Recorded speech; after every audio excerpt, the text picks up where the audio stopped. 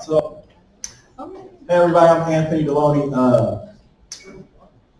I'm the Director of Strategic Initiatives at Self-Enhancement. I have been there for 23 years, long time, right? So, the story of the numbers is, first of all, an SEI story, in that I've been there, a full-time employee, 23 years, probably 6 or 7 years before that as a kid. So I grew up in North and Northeast Portland, Irvington, Beaumont, Grant, Generals, no Generals? Generals in the house, okay. So I've lived pretty much in the same neighborhood, and I've driven the same route every day to SEI, give or take 5 or 6 blocks for probably 18 of those 23 years. My grandmother passed, who lived over on Cleveland, North Cleveland, and so it was a weird time of reflection, and all of a sudden I was driving and I realized that my neighborhood had changed. The route that I had taken to it changed. And some of the stuff that I had seen before just didn't look the same anymore. And you just don't notice that. It's like if you're losing weight or something and you see yourself every day, right? It looks the same to me. It takes other people to say, yo, good job, keep it up, or man, you're losing it. Either way, right? You don't notice it because you see this every day. And so for me, it was a crazy time because gentrification wasn't a one-day thing for my community. It was a long, gradual, almost invisible thing that happened right in front of my eyes. And I remember literally just feeling sad. It was a cold day of reckoning, right? And I remember jumping out and going to get something to eat at New Seasons. People are looking at me. You know that look like, what you doing here? And I never in my life felt that would ever happen in North and Northeast Portland. So at the same time that I was feeling that loss, a friend of mine, we talk about generals, we talk about allies, we talk about friends. Jefferson Smith, one of my friends since 6th grade, was dealing with something in terms of some media loss in media space. So I'll let him talk about that. So at the same time we were seeing geographic displacement in this community and in communities, in urban communities around the country, we've been seeing media displacement. So starting in about the 80s, you start seeing consolidation of media, in particular radio. Around that time, you start seeing a loss of most of the black radio stations in the country. And radio still matters. You could buy one for $19.99, and your data plan is $0 a month. The last radio station that was sold in this market was sold for $6.1 million for the license. The last one that was valued at $4.1 million. That's not an easy thing to get. And when you connect that to community outcomes, you realize that with the decline in local radio and the decline also in specifically black radio, you start seeing reduced attendance in local venues, reduced attendance in black venues, and a disruption of community. Anthony's story playing itself out also connected East Portland, where I live, all over town, also in the media. And we started talking about the numbers. Anthony might want to talk a little bit about that, and then Ambush can also talk about it too. So we're being real formal here. Jefferson came to me during this time and said, Deloney, I just started this thing called X-Ray Radio. I got an idea. Let's do a hip-hop station. And I was like, right? I don't want to do this, way, right? It was like, I was like, no. I wasn't interested. I'm in my 40s. My kids, I have a 22, I got an 18. I wasn't interested. But during that time, I came back because I went home and I was thinking, what can we do different? I said, I'm not interested in a hip-hop station, but what I am interested is in a black experience station. Because unfortunately, the media has told us that hip-hop is your music.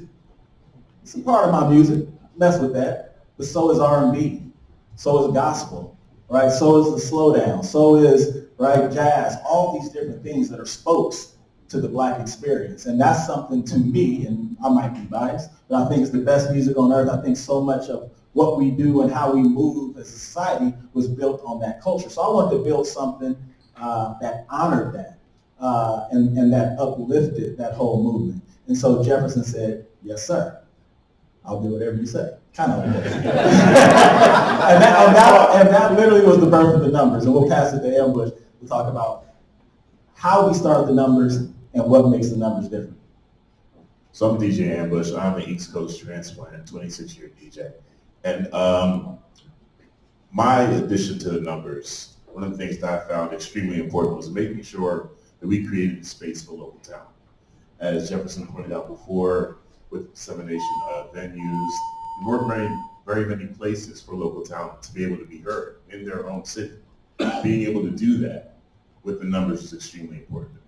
So the programming currently comprises of DJ mixes from local DJs, playlists consisting of local talent, as well as national acts. We have community information, but the thing that really drives the numbers and gets everyone extremely excited are our community playlists. The community playlists are comprised of artists, influencers, activists, people in the community that aren't necessarily attached to music, but they still have an opportunity to share their music experience with us. They do that by sending in 15 to 20 songs that serve as an inspiration. You know, what do you get up and work out to? What's that song that you listen to when you wake home and just, refreshes you after a long day? So they give us 15 to 20 songs. They give us a drop, introducing themselves to our listeners. Throughout all of this time, we've been getting some really, really good feedback. Joanne, go ahead.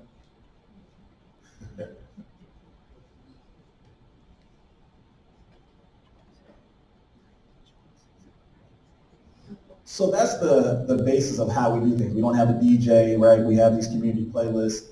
And this thing has been kind of going. It's just been a couple of us trying to chug it through here. Great feedback that you saw on the last slide. Here's some of the limitations. It's a low-powered signal, right? So our signal's up on Rocky Butte. It's kind of how we named it the numbers, right? It sounds really good over there in the numbers. The more you come out over here, the worse the signal gets because it's the low-powered signal. Jefferson can talk a little bit about that. It's a non-profit station. So we always get the feedback, well, if you could just turn the signal up, it'd be much better. There's no button to turn the signal up, and the only wire costs how much? $6 million, right? So that's one of the problems. Other one of our problems is existing systems for gathering mixes and inefficient. It's a cool way to say, man, it's really hard to get that information. So we identify people who we want to, right, be a part of this, the commissioner, the president of this, got you. And so what we've been able to do is, right now the system is Anthony drives around in his car on his lunch breaks and collects this information from people who are very busy, very important, right? It's really, really hard. And so it's super slow, it's super time consuming, but from all the feedback that we get, it's some of the best stuff. Because at the end of the day, you don't have to be in music to participate in this. You just have to, we say it all the time on our station, you just gotta be dope. You just gotta be super cool. You gotta be somebody that's moving the needle, and that's who we wanna hear from. But that's really, really hard. So here's some solutions. So at 96.7 FM, if you head just a little bit east of here, you can hear the numbers right now. The slide just before this one was the website. All it is a play button. That's the only thing they've got. The only signal they've got is broadcasting about 90 watts off of Rocky Butte. Okay? So two main solutions, a website and a widget, with a simple and more robust version of each. For the website, we want just a little bit more than a play button. That would include at least being able to archive content, at least be able to show what is playing, some updates, and some community information, what's happening. And then the big dream, with your help, is to build an advanced, expandable streaming radio piece of software with a user-friendly desktop input, track and broadcast, track metadata, live streaming and audio hosting, browsable and searchable archives so people can really be connected to what's going on, be able to access listener statistics, and an API so that we can share it with other folks and connect to web services that other people are building. That would be really nice. The second thing is the widget. Simple version, just a way, so it's not just Anthony Ambush and other folks who are driving around, but a way to say, here's my playlist, I'm going to email it in. And here's what I'd like to see, and oh, by the way, here's a way to submit my voice, and this is music that moves me. And then we play the best mixes.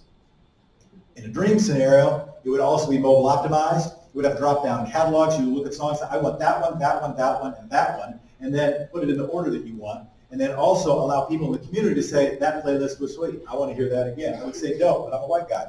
I wake up with who I am.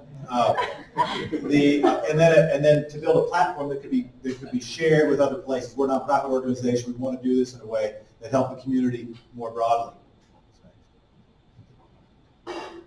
So like we said before, we've been in the motion of this, kind of quietly doing this. We got this. So real quick, we have a couple examples of how this thing is working really good. On our station, you hear about PCRI being a first-time homeowner, right? You can hear about, when Nipsey Hussle passed last month, right? We were sick. We didn't know what to do. Man, we sat down and said, you know what? Let's put out some Nipsey and let's have an hour of Nipsey. Let's play that every hour on the hour, right? We didn't have to call New York, right? We didn't have to call anybody's headquarters because we were in charge of our stuff. And that's another crucial piece for us. And so we're connections with the Portland Art Museum, TriMet, as we talk about displacement. These are things that are actually working already. And so at the end of the day, all we want to do is keep this going. Here's some tweets from just people filming this. We can go to the next one and wrap it up. And at the end of the day, the big dream is really creating this digital barbershop, right? The digital place where we can get back together. We don't have the physical space. And in all my years of reading about gentrification, I haven't seen anybody say, man, you're right, man, here's your land back. That's not happening, right? So in the meantime, come to the numbers. Because the thing that gets me up to keep doing this work is when people say, I turn on the numbers and it feels like it's home, right? It feels familiar. People from Philly, people from Houston, people that come here from Portland to work at Intel, to work at Nike, they say, man, this feels like home. So with your help, that's what we want to do. Help us build the numbers so we can continue to create that digital home. Thank you, guys.